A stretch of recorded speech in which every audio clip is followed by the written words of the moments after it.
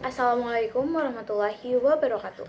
Perkenalkan, nama saya Habila Lestari dengan NPM 24106310509092 dari kelas 3B Program Studi Pendidikan Matematika, Fakultas Keguruan dan Ilmu Pendidikan Universitas Singa Perbangsa Karawang.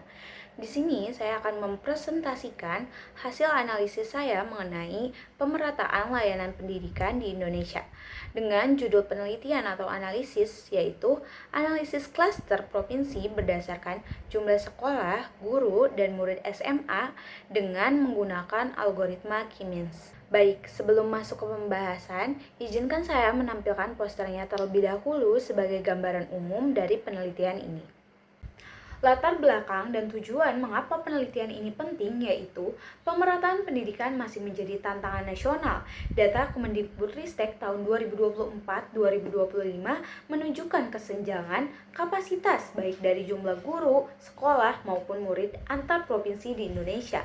Karena itu, tujuan penelitian ini adalah mengelompokkan provinsi-provinsi tersebut menggunakan algoritma K-means sehingga kita dapat memetakan mana wilayah dengan kapasitas tinggi, sedang, maupun rendah. Peta klaster ini penting untuk menentukan daerah mana yang perlu diprioritaskan dalam kebijakan pendidikan. Dalam penelitian ini, saya menggunakan pendekatan kuantitatif deskriptif dengan algoritma K-means clustering untuk mengolah 3 variabel utama, yaitu jumlah sekolah, jumlah guru, dan jumlah murid di SMA. K-means bekerja dengan mencari pusat kelompok dan meminimalkan jarak antar anggotanya, seperti pada rumus Euklidian yang ditampilkan di poster, sehingga setiap klaster berisi provinsi dengan karakteristik yang mirip. Dari visualisasi data, hasil penelitian menunjukkan bahwa algoritma K-means berhasil mengelompokkan provinsi di Indonesia ke dalam 3 klaster berdasarkan jumlah sekolah, guru, dan murid SMA tahun 2024-2025. Klaster pertama terdiri dari 11 provinsi yang memiliki karakteristik jumlah sekolah dan guru pada kategori sedang. Dengan rasio yang relatif seimbang dibandingkan klaster lain. Klaster kedua mencakup 4 provinsi yang memiliki nilai paling tinggi, ditandai oleh jumlah sekolah, guru, dan murid yang jauh lebih besar. Umumnya berasal dari wilayah dengan jumlah penduduk besar.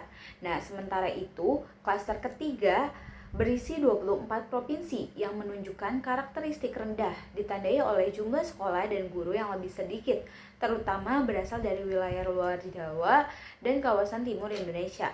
Visualisasi scatterplot memperlihatkan pola pemisahan klaster yang jelas, meskipun area sebaran klaster tidak selalu mencerminkan jumlah anggotanya.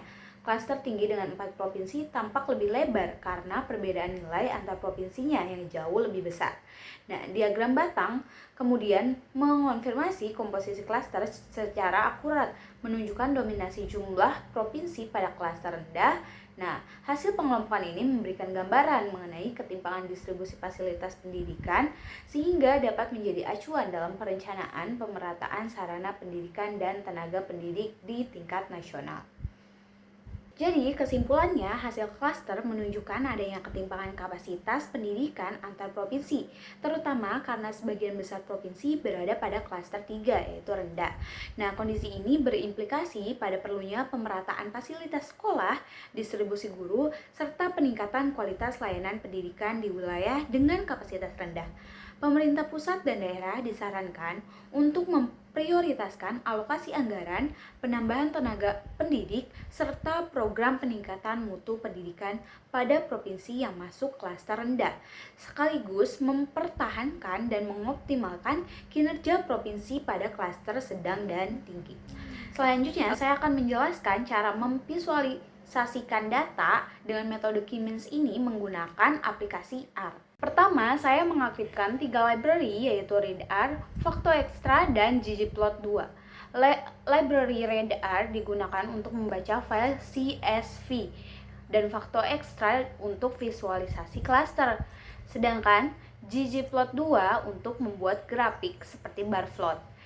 Selanjutnya saya mengimport data SMA dari BPS menggunakan fungsi read CSV. Kemudian saya tampilkan data menggunakan view agar bisa dicek strukturnya.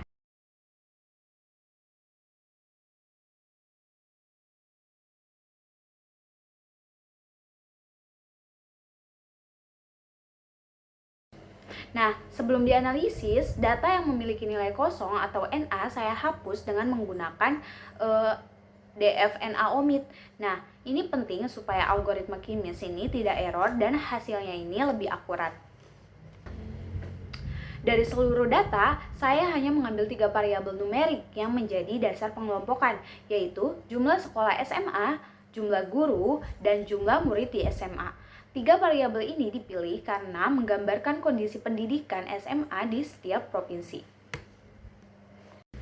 Di sini kita menggunakan metode elbow untuk menentukan jumlah klaster optimal pada data kita. Nah, grafik ini menunjukkan Wheaton cluster sum of square yaitu WSS terhadap jumlah klaster yang berbeda.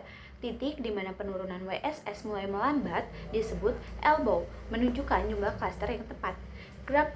Dari grafik terlihat bahwa titik elbow berada pada 3 klaster yang ditandai dengan garis vertikal putus-putus. Artinya, model K-means akan paling efektif jika kita membagi data menjadi 3 klaster. Lalu, saya menggunakan nama provinsi sebagai row names. Nah, tujuannya adalah supaya nanti pada grafik klasternya ini, setiap titiknya ini diberi label nama provinsinya. Untuk proses clustering, saya menggunakan fungsi K-means dengan jumlah klaster ditentukan sebanyak 3 sesuai kebutuhan penelitian. Nah, saya juga menambahkan set seed agar hasil yang dihasilkan ini konsisten setiap kali kode dijalankan.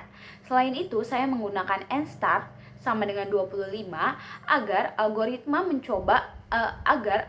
mencoba beberapa kombinasi awal dan memilih hasil yang terbaik. Berikutnya, saya membuat visualisasi klaster menggunakan fungsi fwise cluster. Nah, grafik ini menampilkan titik-titik provinsi yang dikelompokkan berdasarkan kemiripan nilai 3 variabel tadi. Setiap warna menunjukkan klaster yang berbeda dan label provinsi ditampilkan dengan revel agar tidak bertumpuk. Buat bar plot, saya membentuk data frame baru bernama df cluster yang berisi nama provinsi dan klaster hasil K-means. Data ini nantinya digunakan untuk menghitung jumlah provinsi di setiap klasternya. Cukup sekian presentasi dari saya, kurang lebihnya mohon maaf. Wassalamualaikum warahmatullahi wabarakatuh.